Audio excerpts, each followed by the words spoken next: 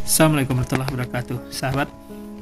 Di video kali ini kita akan bercerita tentang bagaimana kita menjual di Facebook Marketplace, gitu ya. Nah, ini adalah pengalaman saya selama 1 bulan kurang lebih. Saya memulai menjual produk secara online, gitu ya. Dan ini adalah pertama kali saya menjual produk secara online, dan saya jual di marketplace seperti Bukalapak, kemudian juga Shopee, dan juga di Facebook Marketplace. Nah, inilah pengalaman saya selama kurang lebih 1 bulan ini menjual produk-produk di Facebook Marketplace secara rangkum dalam bentuk slide-slide seperti ini, dan akan saya ceritakan kepada teman-teman bagaimana saya berhasil menjual beberapa produk dalam 1 bulan ini dan bagaimana kiat-kiatnya. Yuk kita saksikan videonya. Agar bisa terlihat di layar sahabat lebih besar, maka akan saya tampilkan dalam bentuk slideshow saja, slideshow saja presentasi ini. Nah, ini dia tema kita sekarang adalah sukses jualan di Facebook Marketplace. Yang pertama kali kita siapkan adalah tentunya produk, ya. Produk ini adalah bisa saja produk tentang produk buatan kita sendiri, bisa juga produk dari hasil dari reseller, yaitu produk orang lain yang kita jual. Nah, di sini usahakan untuk menjual produk dengan harga terjangkau, misalnya harga lebih atau harga kurang dari 100.000. Kalau saya atur seperti ini, wah, saya rasa dengan harga di bawah 100.000 ini adalah sangat memudahkan calon pembeli untuk membeli produk kita nantinya. Dan tadi sudah saya sampaikan bahwa kita bisa menjual produk dari orang lain atau produsen lain, dan seperti saya buat produk saya sendiri lalu saya pasarkan, sehingga keuntungan adalah saya menguasai semua detail dari produk yang saya jual karena memang saya buat sendiri, dan memudahkan saya dalam memberikan pengetahuan atau produk knowledge atau informasi produk kepada calon pembeli nantinya. Mengenai produk ini tergantung juga kepada sahabat, apakah nanti menjual produk orang lain atau dengan menjual produk sendiri. Dua-duanya ada kelebihan dan kekurangan. Dengan produk orang lain tentu kita tidak perlu membuat atau menyediakan stok, kita cukup menjadi reseller. Sedangkan dengan produk sendiri kita buat produknya dan kita yang menjual sendiri langsung, tapi kita menguasai bahan atau informasi tentang produk tersebut. Setelah kita memiliki produk yang akan dijual, sebaiknya gunakan foto-foto produk yang real untuk foto-foto dari produk tersebut. Jangan menggunakan foto hasil editing, namun kita boleh menambahkan teks yang berisi tentang informasi penting tentang produk tersebut, seperti fiturnya, yang kalau produk saya adalah apakah menggunakan Bluetooth, ada radio FM-nya, ada MP3-nya, bisa menggunakan USB, aux-in, dan double input kah, seperti itu. Dan yang penting, dari gambar atau dari foto ini bisa menginformasikan hal detail terhadap produk kita tadi. Nah, sehingga memudahkan pembeli mengetahui informasi tentang produk yang akan dibeli oleh calon pembeli. Gunakan juga background yang standar, maksudnya background yang pewarnaan satu warna saja, sehingga memudahkan produk kita tampil di depan, sehingga orang lebih fokus kepada produk yang akan kita jual tersebut tanpa banyak background atau gambar-gambar yang melatar belakangi dari produk dalam foto tersebut. Untuk membuat foto produk ini tidak diperlukan kamera yang begitu bagus. Saya cukup menggunakan kamera handphone saja. Kemudian nanti saya edit dengan software editing yang dari handphone juga. Sahabat bisa dapatkan software editing yang banyak seperti Grid, ya, Photo Grid itu cukup untuk membuat foto-foto produk seperti yang layak untuk dipasang di marketplace. Setelah semua dirasa siap, seperti produk, seperti fotonya juga, pada saat kita mengupload ke marketplace atau ke Facebook Marketplace, kita diminta untuk mengisikan deskripsi tentang produk tadi.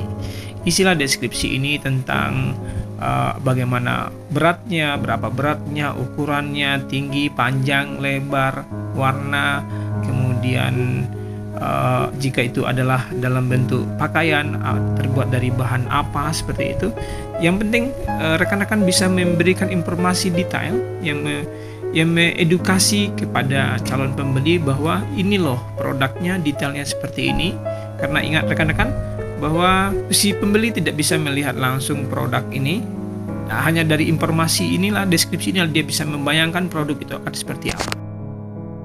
Setelah produk kita terupload ke marketplace atau ke Facebook Marketplace, maka selanjutnya agar lebih banyak produk kita terlihat oleh orang-orang atau calon pembeli, maka kita gabunglah ke grup jualan yang ada di kota kita, seperti grup jualan di kota X misalnya, grup jualan apa di kota apa misalnya, seperti itu.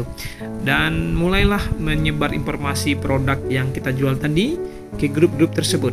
Tentunya perhatikan juga izin dari suatu grup, apakah kita boleh promosi atau tidak begitu ya. Memang ada aturan-aturan di grup biasanya seperti itu, tapi biasanya yang sudah grup jualan tentu sudah bisa kita mengupload produk kita, memberikan informasi produk kita dan jualan di sana.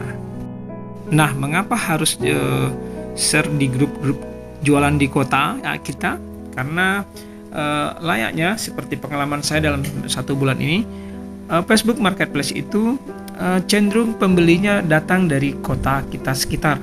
Oh ya, sebelum jualan tentunya kita sudah melakukan riset harga dulu ya. Kita riset harga dulu, nanti produk ini akan laku dijual berapa, seperti itu. Nah, sebaiknya kita lakukan dulu riset produk kepada marketplace lain, seperti di Shopee dijual berapa, di Bukalapak dijual berapa, maka di Facebook kita bisa tentukan harganya berapa.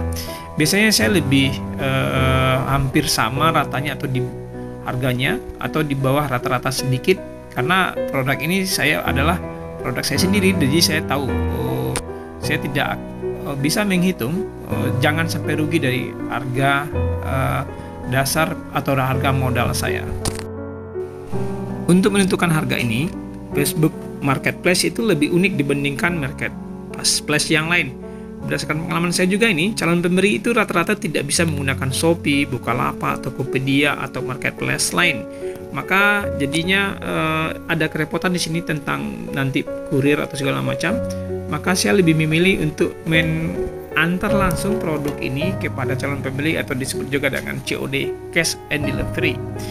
Nah, ini akan muncul masalah bahwa kita perlu adanya biaya transportasi. Maka harga ini sudah saya set langsung agar saya tidak terbeban biaya transportasi. Maka saya menambahkan sedikit biaya transportasi untuk membeli bahan bakar misalnya selama perjalanan dalam kota. Jadi misal saya tambahkan saja harganya misalnya dari 6.000 saya tambah jadi 6.500 atau menjadi 7.000 saja untuk menutupi harga bahan bakar atau biaya transportasi selama dalam kota dan melakukan COD di dalam kota. Namun jika ketemu dengan calon pembeli yang sudah mengerti dengan marketplace seperti Shopee, Bukalapak, Tokopedia, maka kita boleh mengarahkan pembelian atau transaksi ke marketplace seperti yang disebutkan tadi. Satu hal yang seru dalam Facebook Marketplace adalah fitur chatnya. Si calon pembeli bisa menghubungi kita melalui chatting gitu ya, atau berkirim pesan dulu sebelum mereka beli. Biasanya dimulai dengan menanyakan produk kita. Nah, biasanya juga saya akan selalu respon cepat tentang chat ini. Rajin membalas chat adalah suatu peluang bagaimana suatu produk bisa dijual gitu ya.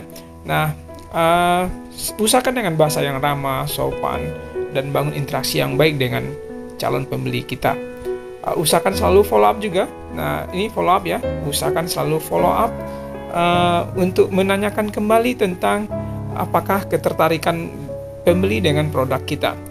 Di dalam ini, tips saya adalah saya biasanya tidak langsung bertanya tentang apakah membeli atau tidak, tapi saya tanya basa-basi dulu atau tanya secara sopan dulu, apa kabar, kemudian bisa tanyakan kondisi COVID-19 di daerahnya.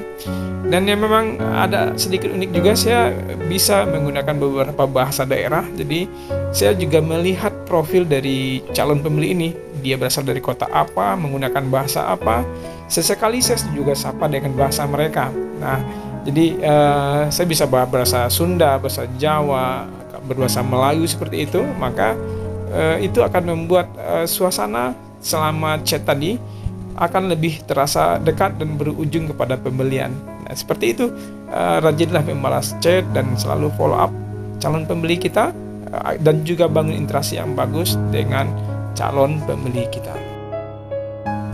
Berdasarkan pengalaman saya berinteraksi dengan pembeli selama 1 bulan ini kurang lebih ya, saya mendapatkan malah banyak ilmu dari calon pembeli ini. Rata-rata mereka juga adalah pedagang dan biasa menjual produk, dan saya dapat banyak masukan seperti ini. Misalnya mereka sarankan saya untuk membawa produk selain produk yang dia tanyakan. Apakah kita punya produk lebih, maka kita boleh tawarkan ke calon pembeli produk tersebut. Jadi pernah satu hal terjadi seperti itu, abang masih punya produk lain selain dari yang ini, kami boleh lihat, katanya. Justru mereka yang tanya. Oh harus begitu. Dalam hati saya, rupanya kita harus tanya, harus tampilkan juga produk kita yang lain, atau tawarkan juga produk kita yang lain. Nah, akhirnya dari sinilah saya dapat pengalaman bahwa kita tidak harus satu produk saja yang kita utamakan dalam promosi, tapi pada saat promosi produk A, maka produk B juga kita bisa tawarkan kepada calon pembeli. Ilmu ini saya dapatkan dari calon pembeli saya waktu itu, dan akhirnya beliau, bapak ini, tidak membeli produk A yang dia awalnya yang dia tanya, tapi akhirnya membeli produk B yang saya tunjukkan berikutnya. Nah, dari pengalaman ini, maka setiap kali ada kesempatan orang bertanya suatu produk, saya juga memberi kesempatan atau menawarkan produk lain kepada calon pembeli saya di Facebook Marketplace.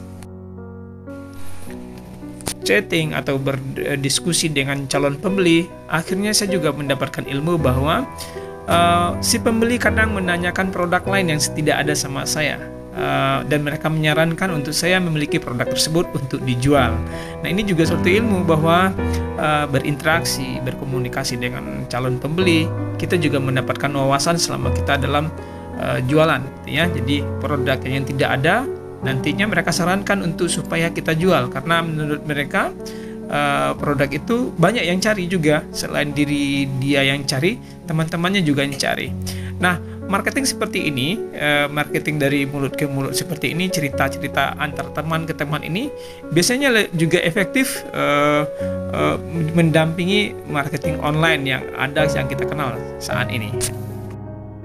Sahabat, berikutnya akan kita lihat bagaimana bentuk chatting yang ada di dalam Facebook Marketplace. Ada beberapa bagian nanti yang saya blur untuk privasi, ya tentu ya, untuk memprivasi akun orang lain yang ada, tentu begitu ya seharusnya. Oke sahabat, kita cek, inilah bentuk banyaknya banyaknya transaksi, banyaknya chat yang menanyakan produk dan berujung pada pembelian.